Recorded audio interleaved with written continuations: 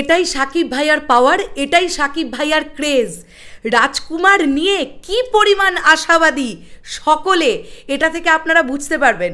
কিছুদিন আগে একটি পার্টিকুলার প্রতিবেদনে একটা খবর বেরিয়েছিল, আপনাদের মনে আছে, যে 8 থেকে 12 লক্ষ টাকা পর্যন্ত অ্যামাউন্টে রেন্টাল চলছে রাজকুমারের। এটা নিশ্চয়ই আপনাদের মনে আছে। এবং বাংলা সিনেমার ইতিহাসে এই প্রথমবার এত মূল্য দিয়ে সিনেমা হলের হল মালিকরা কোনো একটি ছবিকে রেন্টাল হিসেবে নিচ্ছেন। আর সেই ছবিটা যে মেগাস্টার শাকিব খানের হবে এটাই স্বাভাবিক। কিন্তু তফাৎটা কি, প্রিয়তমা ছবিটা যে অ্যামাউন্ট দিয়ে তারা রেন্টালে নিয়েছিলেন হল মালিকেরা, রাজকুমারের সময় সেটা কারোর কাছে 3 গুণ, কারোর কাছে 4 গুণ, কারোর কাছে 5 গুণ বেশি অ্যামাউন্ট দিয়ে সেটার রেন্টাল হচ্ছে। এখন আমরা জানতে পারলাম, ও মাই গড, আমি বলতে গিয়েই ভাবছি যে এটা কত বড় একটা মানে বিশাল ব্যাপার। আমাদের সকলের গর্ব হচ্ছে যে একটা বাংলা সিনেমার রেন্টাল এত অ্যামাউন্টে, এবং সিঙ্গল স্ক্রিনের হল মালিক তিনি এত টাকা দিয়ে বাংলা সিনেমার রেন্টাল নিচ্ছেন। এটা একটা মানে ভাববার মতন ব্যাপার আর গর্ব করার মতন একটা বিষয় সাকিবিয়ানদের কাছে। কিশোরগঞ্জের কুলিয়াচরে পার্টিকুলার একটি সিঙ্গল স্ক্রিনের হল মালিক তিনি 13 লক্ষ টাকা দিয়ে রাজকুমারকে বুকিং নিয়েছেন, মানে রেন্টাল পড়েছে 13 লক্ষ টাকা। মানে এই যে আমরা শুনতে পাচ্ছিলাম না যে কিছুদিন আগে, ভাই যত টাকা নেবেন নিন, আমাদের হলে রাজকুমার দিন, এরকম একটা স্লোগান মোটামুটি আমরা শুনতে পাচ্ছিলাম তো চারিদিকে। এটা বাস্তবায়িত হচ্ছে, মানে শুধু মুখের কথা নয়, প্রমাণিত।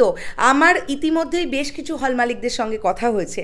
তারা কেউ বলেছেন আমরা 8 লাখ টাকা দিয়ে নিয়েছি, কেউ বলেছেন আমরা 10 লাখ টাকা দিয়ে নিয়েছি, কেউ বলেছেন আমরা 7 লাখ টাকা দিয়ে নিয়েছি। এই রকমভাবে রাজকুমারের বুকিং চলছে। আর এই সকল অ্যামাউন্টকে অতিক্রম করে মাইলস্টোন ক্রিয়েট করলো কিশোরগঞ্জ কুলিয়াচরের একটি পার্টিকুলার সিঙ্গল স্ক্রিন। এবং আমি যেটা জানতে পারলাম, এই হলটির সিট ক্যাপাসিটি 480 থেকে 520টা সিট এই হলে। তাহলে আপনারা ভাবুন, এই 13 লক্ষ টাকা তাদের রিকভার করতে কদিন সময় লাগবে। আপনারা ভাবুন তো, যদি ডেলি 4টে করে শো চলে, সকাল দুপুর বিকেল রাত্রি, এই 13 লাখ টাকা তাদের রিকভার করতে কদিন সময় লাগবে। চলুন আমরা ধরে নিলাম 7 দিন লাগলো। প্রথম সপ্তাহে 13 লক্ষ টাকা রিকভার হয়ে যাওয়ার কথা, প্রথম সপ্তাহতে। বাকি দিন তো পড়েই রইল। এবং যেটা জানতে পারছি বন্ধুরা, ঠিক প্রিয়তমার সময় যেটা হয়েছিল মনে আছে, শেষের 20 থেকে 30 মিনিট আমরা কেউ চোখ সরাতে পারিনি। সাকিব ভাইয়ার ট্রিমেন্ডাস পারফরমেন্স দেখতে পেয়েছিলাম, এবং অবশ্যই বলতে হবে তার সঙ্গে সঙ্গে ইধিকা পলেরও। রাজকুমার ছবিতেও ক্লাইম্যাক্স সিন এমনভাবে করা হয়েছে, দর্শক সিট থেকে নড়তে পারবেন না। সিনেমার পোস্ট ক্রেডিট সিন পর্যন্ত তারা দর্শক সিনেমা হলে আটকে থাকবেন, সিটের ওপরে বসে থাকবেন, নড়াচড়া করতে পারবেন না।